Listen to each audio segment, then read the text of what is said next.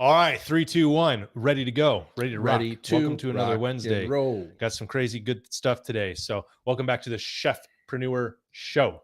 Everything about personal chefs, everything about restaurants, everything about the industry, everything about chefs. We just love chefs. We love you guys. If you're a chef, we love you. If you're a home cook, we love you. If you're a culinary student, we just freaking love you. We love you guys, and we have the best community around. So, welcome, welcome. We do. If you don't know who we are, why don't you introduce yourself, big guy? I am Chef Andres. I am the founder of the Chefpreneur movement, and we are here to help you guys, any passionate cooks or chefs out there, to start, run, and grow a successful and profitable personal chef business. Again, we are here live on YouTube, live at 5 every Wednesday, 5 Eastern, and it's going to be a good show today. I don't know which way I want to take it. I'm Brock Wagner, by the way. Oh, I'm sorry. This is Brock Wagner, co-founder, So, CEO, amazing guy here. I apologize. Thank you. He does get the title of chef honorary, but a lot of people call him chef. But he is a good cook. It's like those Harvard sweaters that Bill Gates wears. It's honorary. It is. We are just excited for you guys to be here on the show.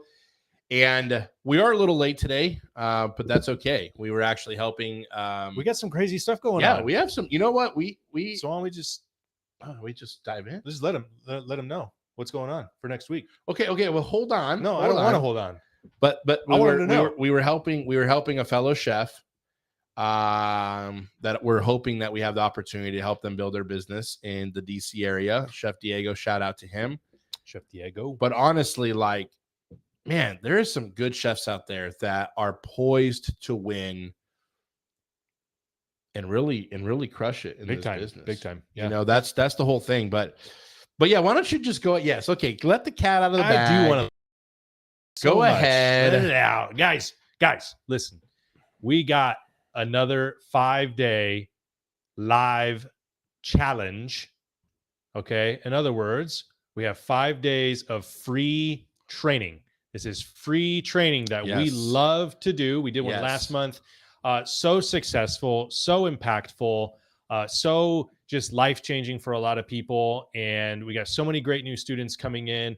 They're getting their businesses up. They're super pumped. They're already in motion. Things are happening for them. Success is coming in. Results are coming in.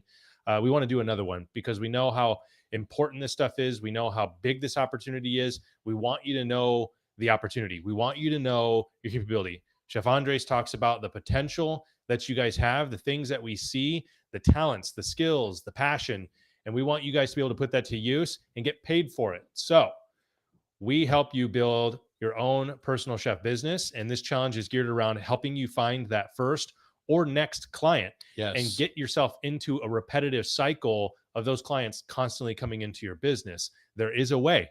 It's called the Chefpreneur method. That is what we teach. So next week, starting Monday, and we'll put the link in this description, you can register and attend this free 5-day live. It's live, not pre-recorded. Chef Andres and ourselves are going to be right here walking you through it step by step, holding your hand. Plus, there's these awesome freaking prizes that are part of this challenge. It's super, super fun. There's so much engagement. I've never been a part of a challenge that's had that much engagement and that much thing. Like, here's something that we've actually been kind of surprised about, to be honest. We did a challenge last year. I won't name names, but my God, like people, there was a couple chefs who were sponsoring other chefs to start their business. You don't see that. That was so amazing to see. It was. Imagine that. Like chefs are going, hey, you know what? Like, I want to help sponsor you. I know that you're not in the best position maybe, or that you're not in a good space mentally, but more than that, financially, like whatever it might be. And there's people that sponsored, which I just want to say that's because of the community that has been built around this thing. That's because of the culture that continues to reverberate throughout this thing. We are running this honestly and unabashedly through faith. Like, we are two men of faith. We pray over this all the time. We're praying over this next challenge. Many of you have joined us in prayer. We just love the impact. So we want you to be there. Click the link that's going to be in this description on this video. Get yourself registered. Don't miss it. Work around it if you have to, because we know what is possible for you and we want it to happen for you.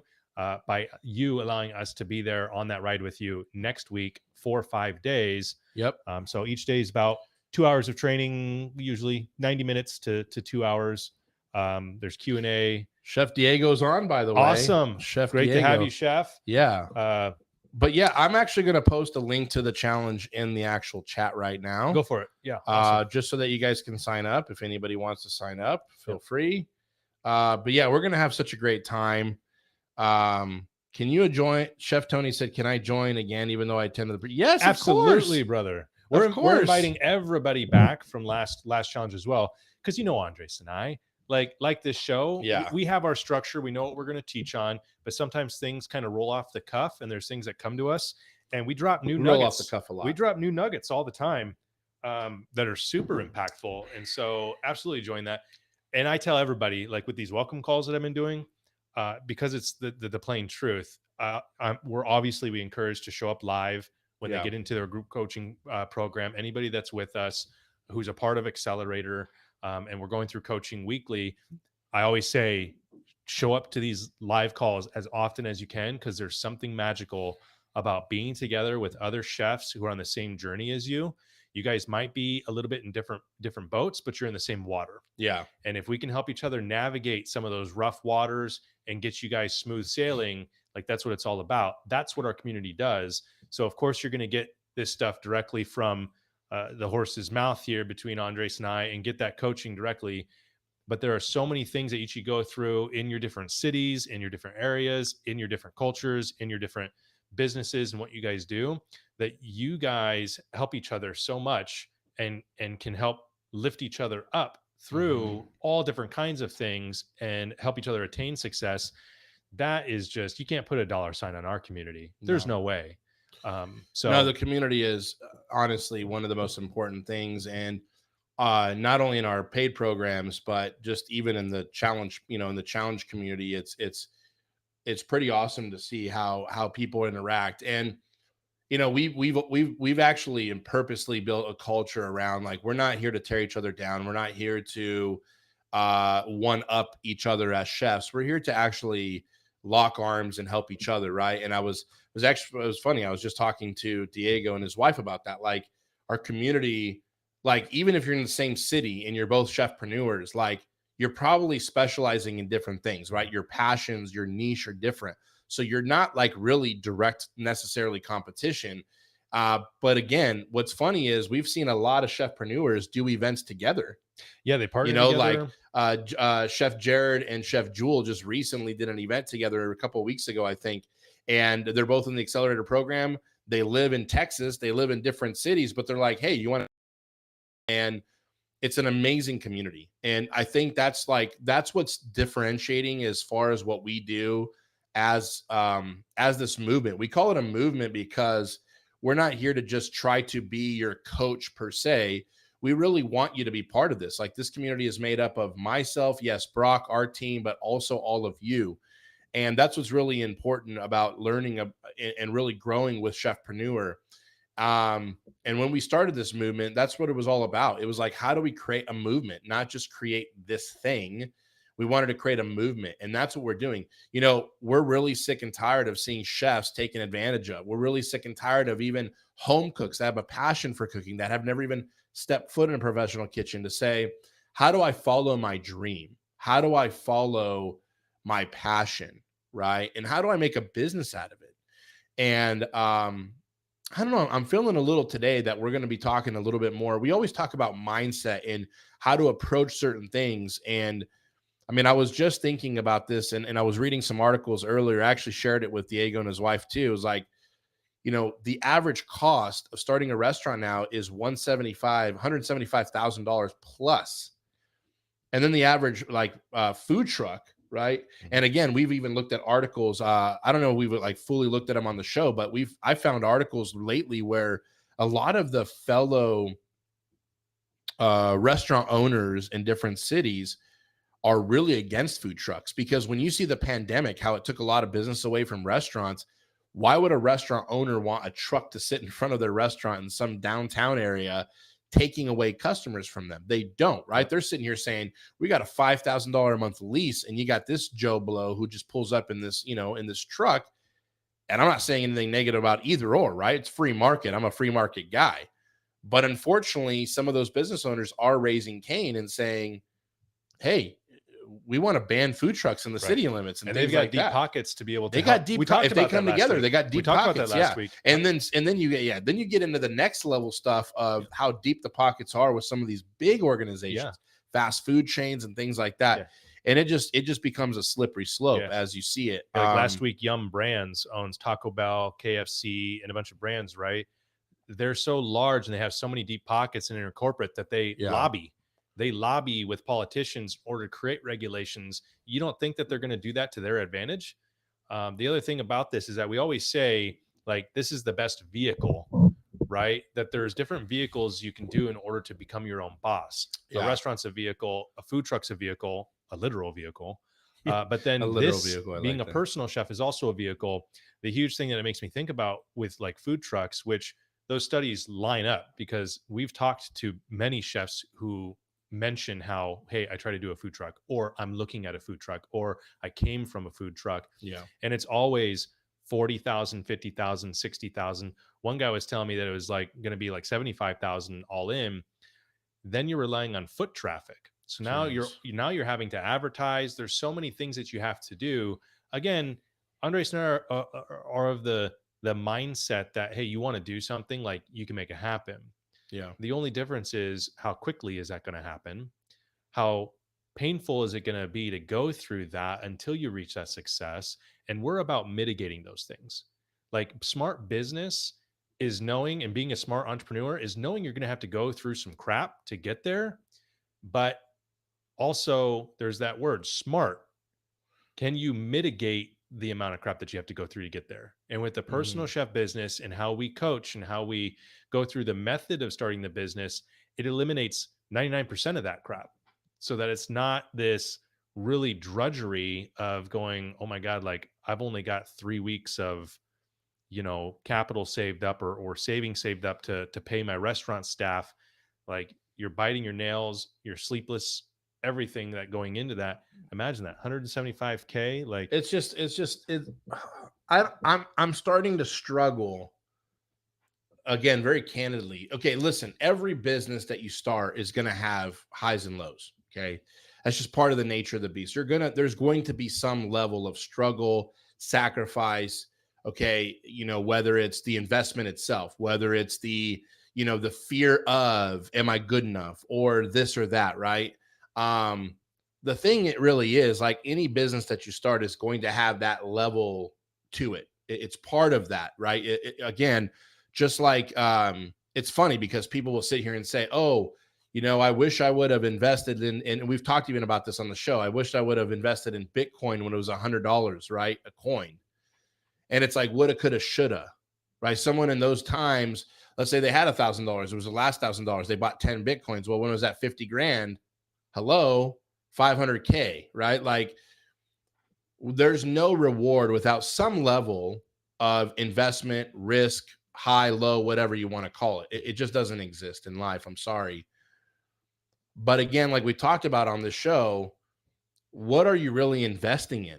What is going to move the ball forward? And we've talked about on the show, are you going to invest in learning skills? Are you going to invest in something that's proven? Are you going to invest in something that's a shortcut? Because time is something you can't get more of, right? So money is always, you can make more money. You can have another job and make more money. You can have 2 jobs and make more money. I'll actually mention a little story. I was watching, I forgot the gentleman's name, but he actually usually goes into like neighborhoods that are like in not the best places. And I forgot his name. He's on YouTube. And he just published a video. I was watching a little bit of it this morning when I was, I usually watch or listen to a podcast or something while I'm in the shower. It's kind of weird, but I don't like to waste time. But I like to just educate, hear a story, hear a podcast. And he was interviewing someone and getting shown around in this gentleman's house in Beverly Hills. And this guy was from Syria, by the way. Syria. Came here with a student visa and $400 in his pocket. He said that he lived for 3 years off boiled eggs and hot dogs. like just the hot dogs, not like even with the bun, like package All of probably American. $1 hot All dog. American, right? Okay.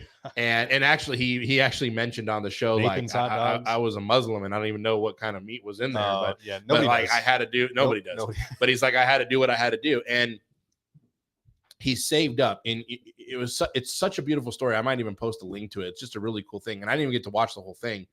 I didn't watch the end of it, but anyway, he's going through, he tells about his life. And he said, he was really blessed when growing up because his dad's friend owned this like small movie theater in Syria. And from time to time, they'd have these American movies, right? And because his dad like knew the guy, he was able to like kind of go and watch a movie whenever he wanted, like when it released.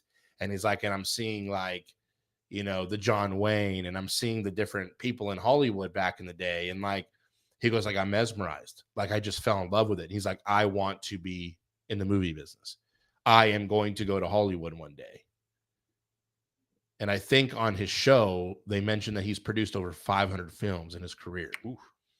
This guy came from nothing, and he was talking about, and they were talking about like your neighbors and this. And he goes, yeah, I've lived in the neighborhoods where Brad Pitt lives and all this stuff. And then he's like, but everybody in these neighborhoods, everybody that I know, they worked really, really hard.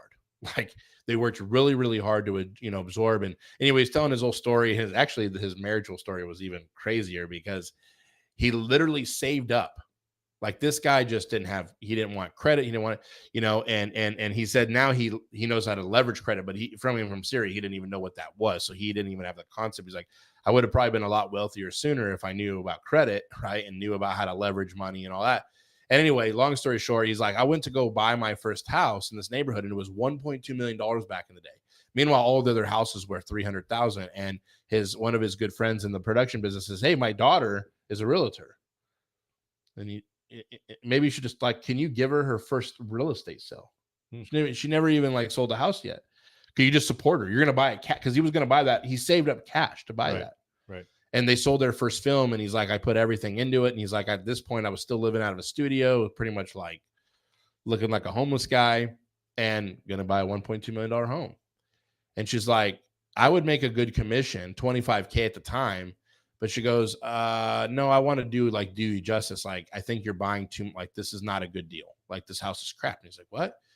She showed him 3 other houses. He got in a house for $425,000. Okay. 5 days later, he asked her to marry her. They just met. Wow. And a year later, they got married. Yeah. And they've been married now 29 years. Anyway, he goes, that house that she sold me, he ended up selling it for $4 million. Then he's like, then we sold that house. We bought this house for $4.2 million, the house that they were touring. What's it worth now? He's like 28. Yeah. Right. I mean, it's ridiculous now. It's Beverly Hills. Yeah. Anyway, I'm just thinking like he was so humble. But the reason I'm saying all this stuff is he's like, you have to put in. He said something that was very important. He's like, there has to be a level of sacrifice. Mm-hmm. And a lot of that sacrifice doesn't necessarily just mean, again, financial. It means your mind control of what's the sacrifice of us going through the pain to get to the promised land. And you have to really you almost have to kill off your old self. Mm-hmm. Like you have to shed your old self to really step into, because it requires a new That's a good point. It's a good point to come into that role. Yep. And sometimes it's like peeling back the layers of an onion. It's requiring you to shed kind of just that top layer of yourself as you're learning, but every time it's shedding. Mm-hmm. And then you're putting on new layers. Yeah. And it creates beasts out of people. Like for us, like we talk about this all the time. We're pretty much numb to kind of like investments, risk, and finances, risk. But you mentioned something earlier about like crypto, that, everybody wishes that they would get in low, right? Mm-hmm. So that it goes high. That's the whole point of investing. That's investing. Investing is playing the game to where you're coming in low to get high. Well, hello. Like to do that, you're taking a risk because you don't know whether it's going to go. Because it might go from down. Low to lower. You don't know. Right. But that's the nature of investing. That's the point of it. Correct. Is to make that investment, take that risk. There is nothing that you can do that is not going to be risky. Yes. Not investing is risky. Okay. So you took a risk to not invest in crypto. Yeah, I'm glad you took it. Now, 3 years later, you're going, dang, like, I risked not going into it. Now I'm possibly regretting it. Right. The Yep. beautiful thing about entrepreneurship is as you invest, you have the control. You can invest in the stock market. You don't have control. You don't have say over what those companies do, how they manage their people, what the culture is like, unless you're on the board or in some way that way. But as far as any of us here are concerned, I don't think anybody here has that capability. So we're all kind of just going to invest in hope that things are going well. Yeah. Well, what I'd rather do is I'd rather take the money out of that 401k, investing in crypto, like whatever. I'd rather take it out and put it into a business that I know each day, as long as we're creative and we're coming and we're providing value You can have the to the opportunity. people who then become our students, and Yep. we're serving them and we're serving them well and helping them get results, helping them build successful businesses. We maintain that control over our investment, and we say whether or not we want this to go up or we want it to go down. Correct. So for you guys have the same thing. You guys have a business. You want to start a business. It's the best thing to invest in because you have control over what you serve for your clients, over the experience you provide, and over how much they're going to pay with you. It's all dependent on you. And that's a beautiful thing to me, to have power.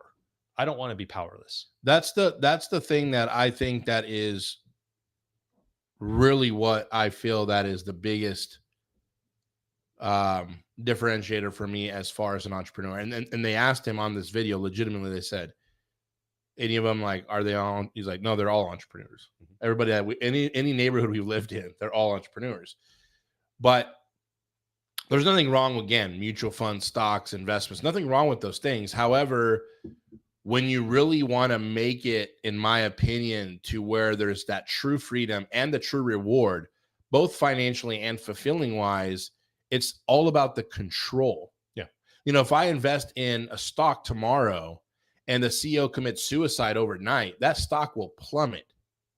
Or a mean tweet comes off the COO and it's all hell breaks loose, right? Like, there's a lot of things that are out of our control. Now, over time, the stock might rebound. So I'm not saying that, you know, investing in a company like that, but honestly, like, Wall Street's a racket. Like, for me, if I'm going to invest, I want to invest in myself.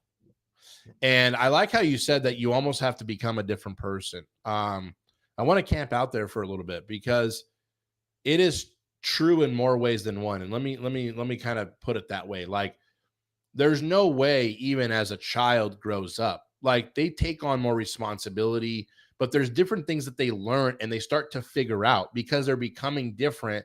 Their outlook on reality and life become also different. Like, when your small child figures out how to manipulate and use, you know, a little bit of whining and poor me. I mean, it doesn't work for more than a few weeks as a parent. Then you're like, okay, you kind of caught on, like, well, they've hit that stage that they're smart and they know how to get mommy or daddy to do something, right? And so they're changing. Their mentality is changing. They're starting to notice things around them.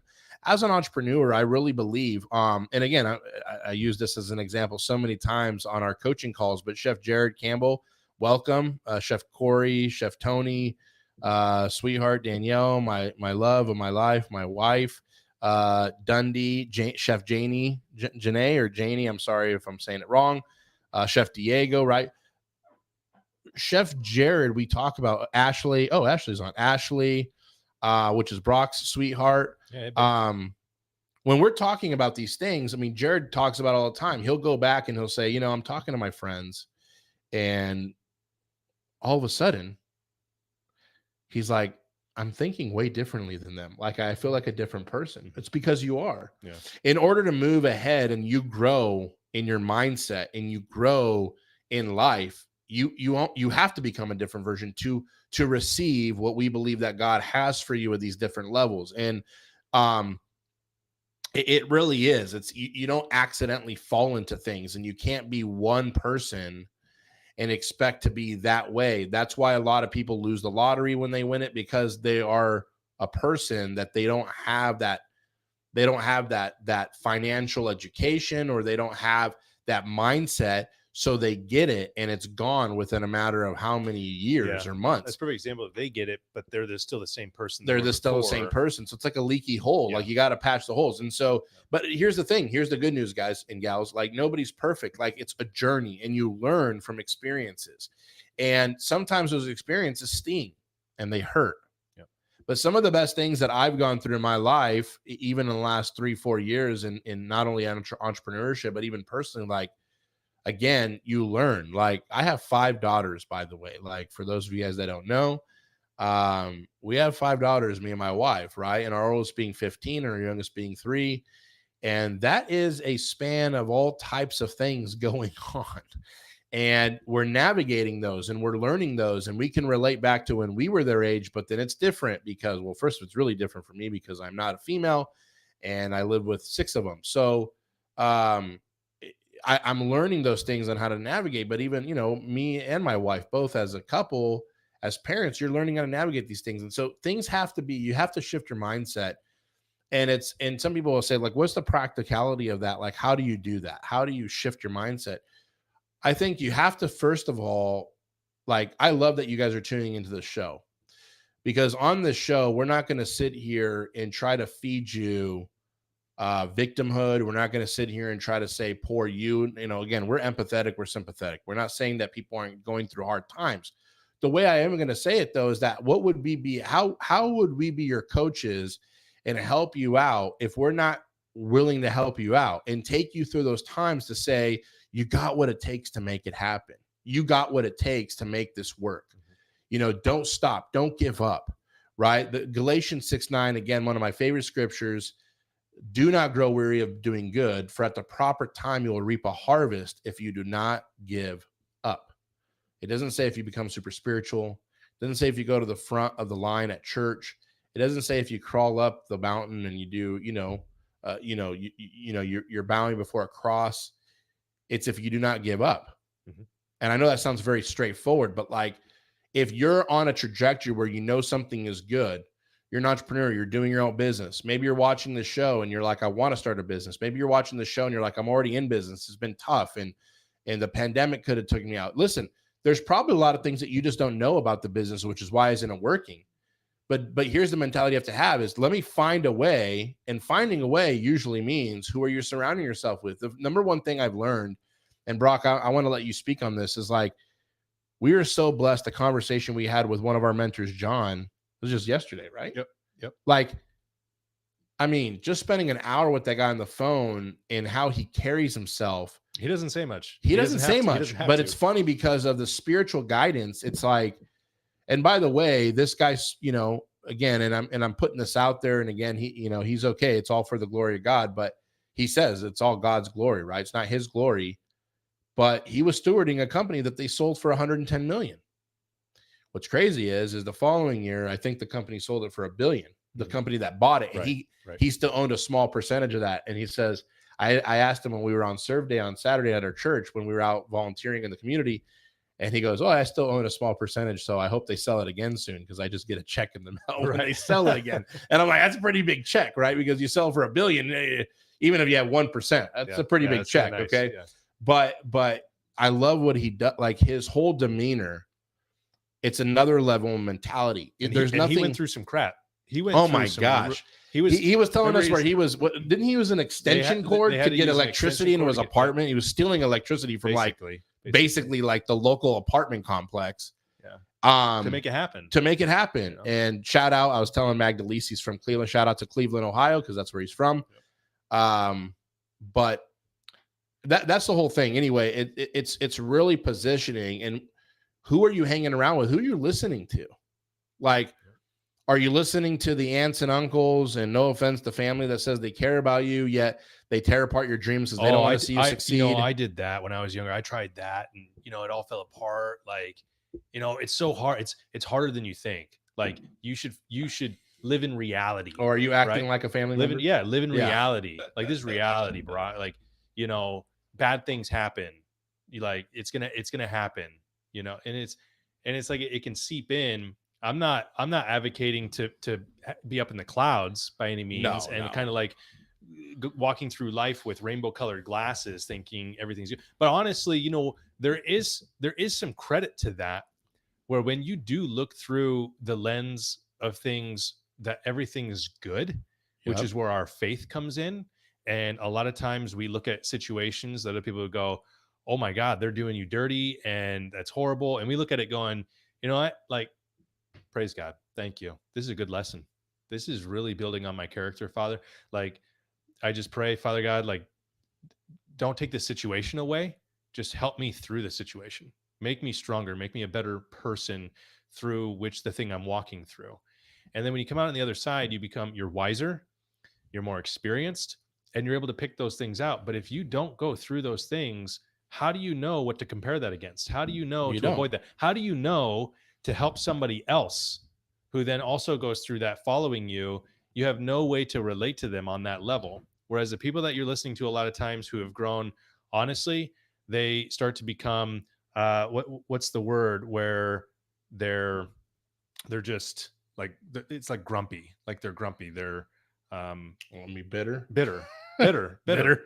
They become bitter. There's so many people who have become bitter in the world because they had this expectation, and then because their expectation wasn't met and they gave up, Yeah. they grow bitter Yeah. because they gave up, right? They said, this is too hard, it's not worth it. It's worth it. Like, It is. But again, like you said, those people most likely didn't surround themselves with other people to help lift them up, because their pride most likely said, I got to do this on my own. Yep. It's all me, right? I hear that said by unfortunately, a lot of single parents. Yeah. It's all me. I got to do it. I get it.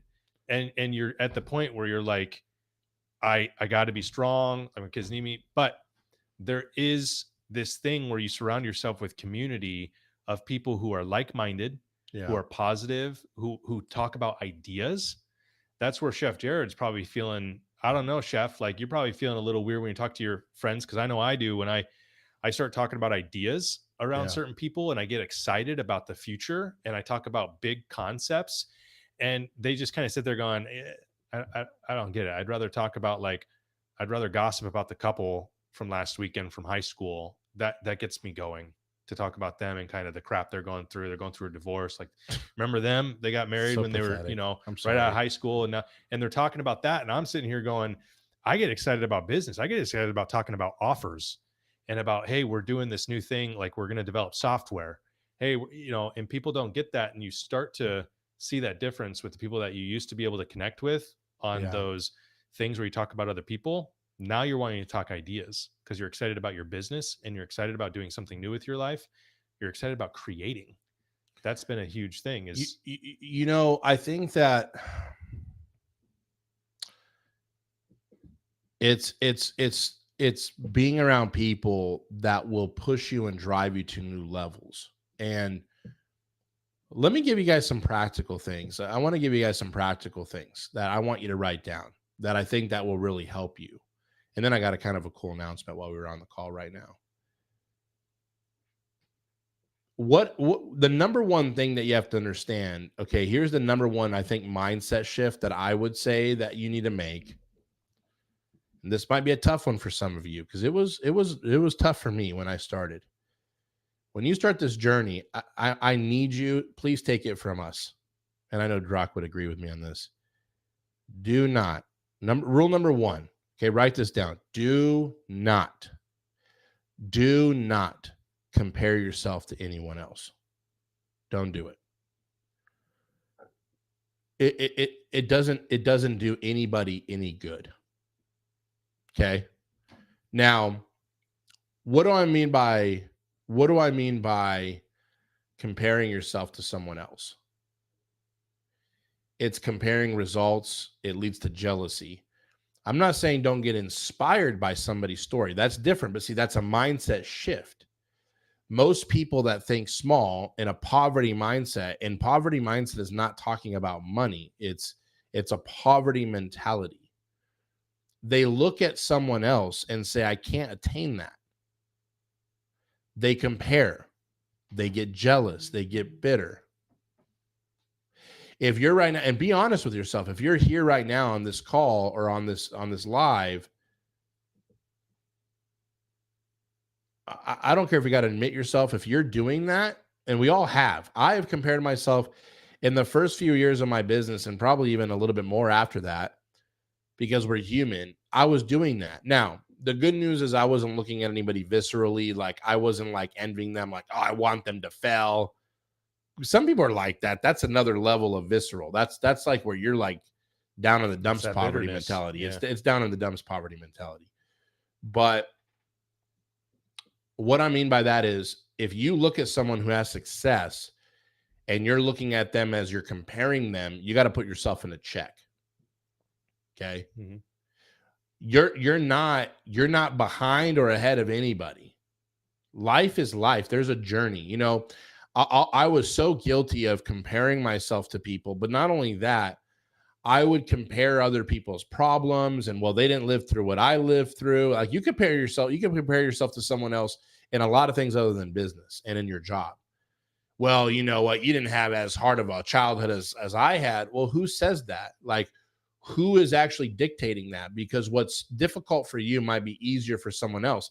And what's difficult for someone else might be easy for you. It's not apples and apples, right? It's very different for everybody. And I made that mistake. So that's the first thing I want you to release yourself from, getting yourself in a trap of comparison. Even when we talk about success stories on the show from some of our students, it's like, we're not doing that to like make you feel bad. Like, oh, look at you, you're not doing anything. No. Show you what's possible. That's showing you what is possible and inspiring you. But that's the first thing, is kill that mentality of trying to compare. Mm-hmm. Please. You know, I have been free of that now. And honestly, oh my gosh, is it the most free thing I've ever done for my sanity, but honestly, for my spiritual growth, for everything. Because it doesn't matter. Listen, I really believe that God is all, whether you believe this or not, that's okay. I respect your beliefs. So here in Chefpreneur, we believe that God created everybody for a purpose. Each individual.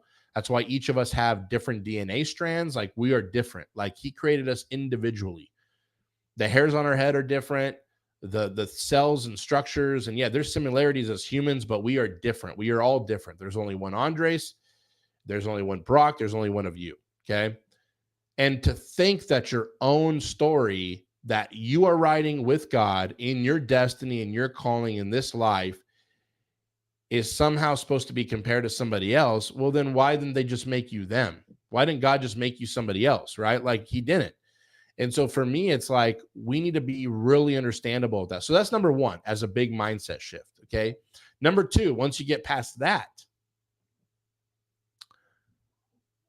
the possibilities and opportunities are all around you. You're going to realize when you jump into entrepreneurship that this world is nothing but one giant opportunity. But you need to see differently with instead of these eyes, it comes from here. You know, when I started when I set out on my own to start, you know, even my first business, Picada Latin Cuisine, which I don't even talk about very often, my catering and farmers market business, I hardly ever mentioned the name. And I didn't know anything. I didn't know what from what, to be very honest with you. Here's what I started to realize, though.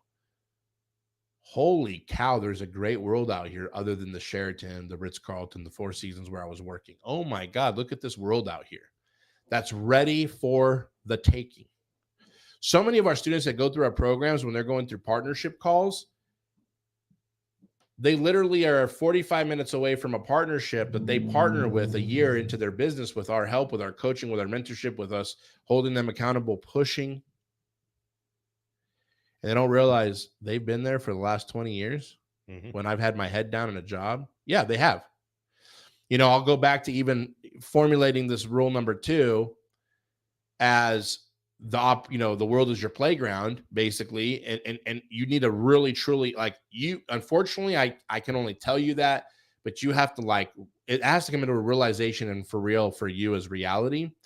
And I'm going to tie it up, and I'm probably going to cry on today's call. I'm already telling you, because I'm going to mention a guy's name that I highly love, who is no longer with us here on earth. But before I get there, the opportunity, the playground of the world is yours. A lot of people, like I've said on the show before, and I've even said to in my coaching calls with our chefs and students, is people would say, oh man, this pandemic created this new opportunity. No, it didn't. The personal chef space, we started a dinner with a chef, 8 and almost 9 years ago, right? 9 years, yeah. Okay.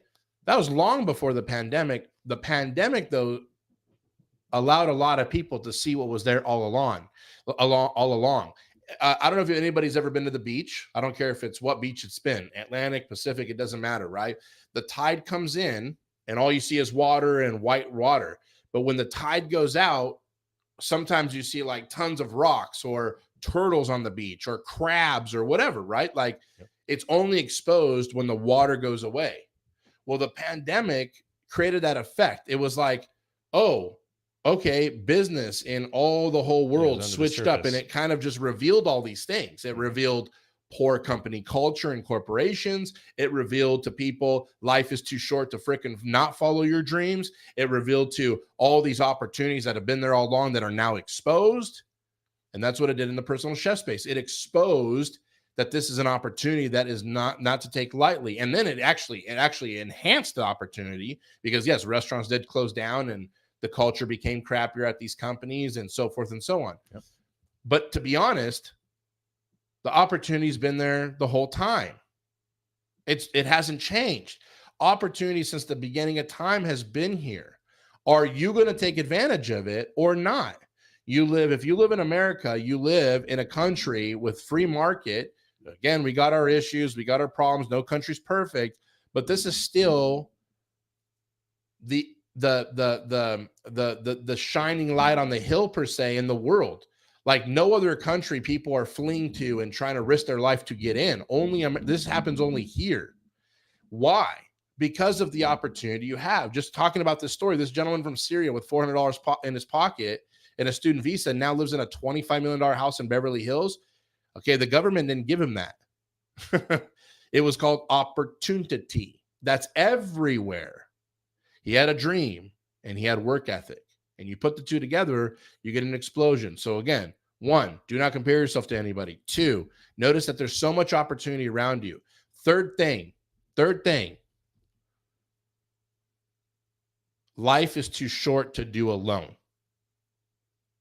If you're trying to do these things on your own, it's going to be really hard. Probably the most important thing. That actually probably is the most important thing. Doing life alone, like, again, there's times, Jules in our accelerator program, she said, thank you, Chef, for all your kindness and encouragement. It means more than you'll ever know. Jewel, you guys have no idea how much you feed us. Mm-hmm. Like, what would we be on YouTube right now for if it wasn't for people? Yep. And so I could never do this without Brock. I wouldn't want to. First of all, God called him to us to do this together. Him and his family, our families together in this crazy journey we call entrepreneurship with this crazy thing called Chefpreneur. Yeah, maybe you guys will read a book about it someday. Yeah, we will. Yeah, we're gonna have to write some. We're gonna have to write a book each and then write a book together because it's almost too much. It's crazy. But the thing is that when you have that, like, I don't know how people do it without even having like a community. Like our church community is amazing. When I could text somebody and say, I need prayer. My daughter's going through this. I need prayer. I'm dealing with some health issues. And they're like, hey, we're praying for your brother. Hey, give us a call. Life is too short to do alone. And that's the same in business. I used to think, first of all, and I'm going to throw this out there and I might get some bash live. Let me again coach you. And I think Brock can speak on this too, is I truly, this is my own opinion. I know what they mean, but there is no such thing as a self-made millionaire. No, that's a hogwash. Yep.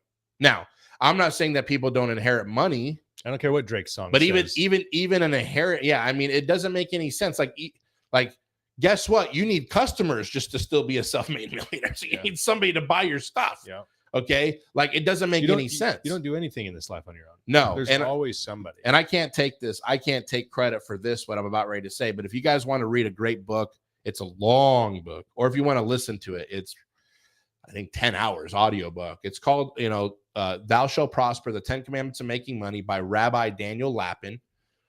And he talks about in the book, like, money is nothing but a measure. We've talked about this, nothing but a measure of how well you serve another human being. So he literally goes into this whole story about how if you were the only person on earth, would you be the richest or the poorest person? That's kind of a fun question to ask, like, around a dinner party, you're sitting around the table with the kids and you ask them that question.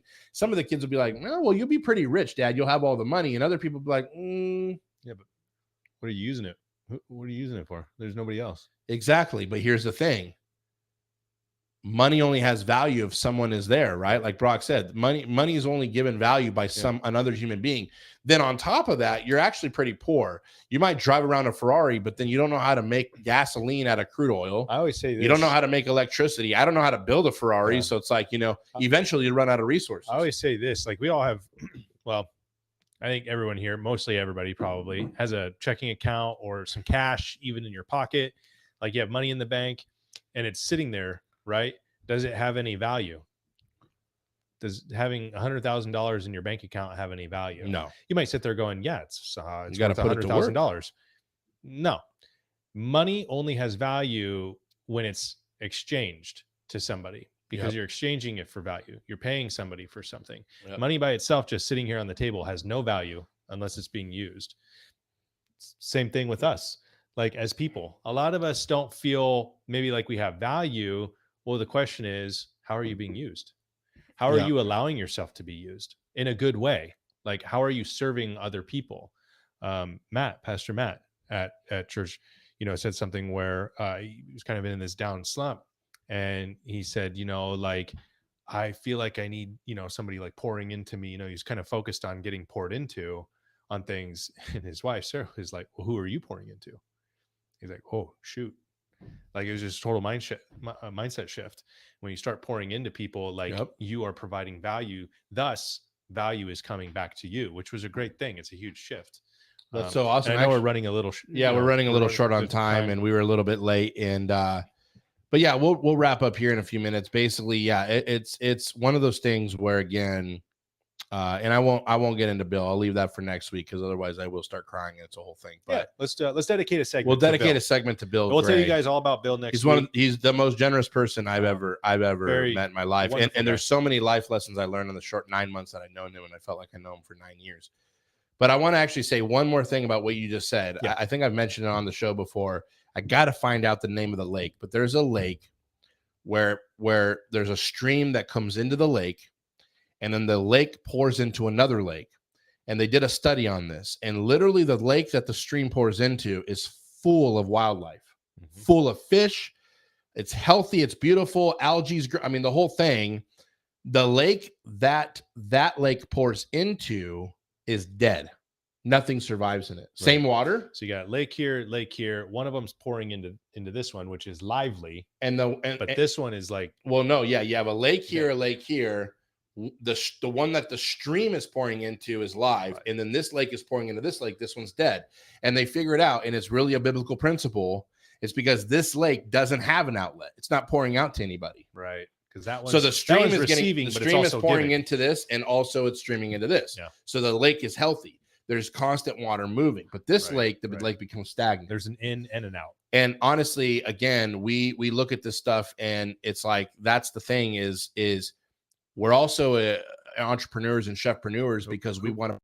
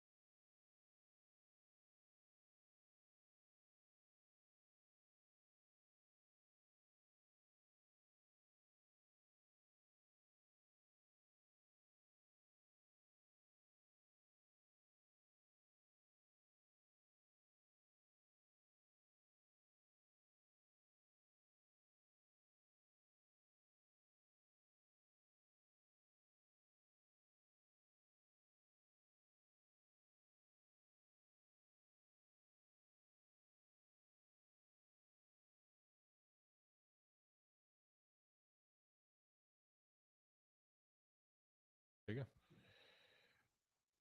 go. All right, guys. Can you guys see us back here? Let me know if you guys can see us back. Yeah, apologies. We're trying to wrap up so that we can. Yeah, we're trying to wrap up in the the get computer. out and had some Okay, tech yes, difficulties. Jared, yes. Okay. Okay, awesome. Awesome, So we're wrapping awesome. up. We're wrapping but up. We want to We're give you guys wrapping some up. important information here. But yes, we also just we want to give you guys some important information. Like we said, we apologize about that. But yeah, anyway, we are doing our challenge starting on Monday. We apologize about this little fiasco. I want to do some shout outs to Chef Ashish. We love you, brother. Eve and Sukosina says, hello, chefs. I'm from Allentown, Pennsylvania, and started following you guys recently. I sent you an email, but my work schedule doesn't help answering emails on time. I'm interested in learning more. Awesome. We'd love to help you. Learn more next week. We got a 5-day live challenge. challenge. Come join us Monday. Come join us up. We have Clove Martin. How did you guys? Oh, well, there's one question. We can answer this question. How did you guys expand your personal chef business by hiring other chefs for smaller gigs? Great question. Great question. We teach that in our accelerator program. Basically, you hire them as a contractor, pay them a set amount per services, and grow your team. Build a great culture. I know that's a very, very straightforward, very fast answer, but there's a lot more to it, Culture's of course. important. But we have to to be mindful of even our there's a lot more to it. Let's see here. I think that's everybody. I just wanted to give a shout out to as well. Jewel, we love you, Chef Jewel, as well. And appreciate your guys' grace. Yeah, thank you for your guys' we're doing these grace things as well. And we have, again, doing life together. We just want to say, like, if you haven't joined our Facebook community, go to Facebook, Chefpreneur Movement. It's a free group. We have over 5,000 chefs in there now, which is insane. We started that thing with like 15 chefs that I knew. So that's been pretty crazy. Subscribe to the YouTube channel. Again, we go live at 5 Eastern every Wednesday. And so subscribe to the YouTube channel, hit the like button, hit that notification bell so you guys can get notified when we do go live. And honestly, like, tune in next week. I really am going to be coming with you. I want to do some different things about really want to dive into like why this opportunity is really the best future for us as chefs and passionate cooks, regardless if you're a professional chef or a home cook. Like, we really want you to understand this opportunity is really where it's at. We believe that this is the future. This is how you're going to be able to put the future into your own hands. And we'd love to help you. And you can get like a what comes after a quadruple? Quintuple? Anyway, is that how you say it? You can get 6 doses of us next week if you really wanted to. If you join the challenge, we'll also go live next week on the show, but we'll be live every day on a challenge where you'll actually sit there and spend 90 minutes to 2 hours with us. Yeah, as we literally coach and train. Let me ask anybody here. I mean, it's free to sign up, but let me ask anybody here that's on this. Can you guys put in the chat if you feel that the challenge was literally worth probably $1,000 for free, like the community, what we dropped as far as like the info and the teaching next week? Just type in the chat and tell me what you guys thought about that challenge. If you think the challenge is awesome, this time around, you can upgrade to a VIP seat in our challenge. So you sign, it's 100% free to sign up for the challenge, but you will be presented for just $24 if you want to upgrade to a VIP. Okay. And what is that going to get you? We're actually going to give you the recordings, all the slideshows, and we're going to do a special VIP sales training with yours truly on Wednesday afternoon, apart from the other 5 trainings we're doing for the whole rest of the group. Only the VIPs. You're going to be live almost all day on Wednesday. Yeah. It's going to be a good long day. I just can't wait to spend it with everybody. But you can upgrade to a VIP, and honestly, like, for $24, like, it's ridiculous. So I would recommend. I love seeing everybody in there. Even if you're in our program, sign up. We want you to compart. What do you say? Not compart. Oh my gosh. Impart into others on the challenge. And a lot of people do. Chef Jared said that he's in for the challenge as well. Awesome. If you're already in our program as well, like, please be in the challenge to help out others as well. Because, and honestly, like, even if you're in the program, you can learn more. Like, we always there's a And lot of things that we teach. like you said, though, you guys can be that body of water Yep. where we're feeding into you and you're feeding out. That's where life happens. That's where you're living full life. There's a lot of value that you guys can impart. And so Chef Jared, I know, is a great businessman. I love having him in the program. We've had several conversations with him. He's really going at it, and he's somebody that you can learn a lot from. So Correct. people like Chef Jared are in there. There's so many other chefs. You can really get a lot for them. So yeah, join us next week. And people were asking how you could sign up. I just put the link in the chat again. You go over to chefpreneurchallenge.com, chefpreneurchallenge.com, CHEFPRENEUR challenge.com. And you can register. Like I said, you can sign up for free. But again, if you want that VIP, like just the VIP training on sales I'm going to do is worth probably, I don't know, $500, like legitimately. Like it'll help you close 50% more of every inquiry you get in your business. Yeah. It's ridiculous. So yeah, I hope to see you guys all in the challenge. We love you. Again, it starts Monday, 11 o'clock Eastern, 8 o'clock Pacific time, PM, 11 a.m. and, of course, 8 a.m. But yeah, we're just excited for Monday. So God bless you guys. We'll talk to you guys next week. Again, tune in, stay tuned. We love you, and we'll be here for you guys next week. Take care. Cheers, guys.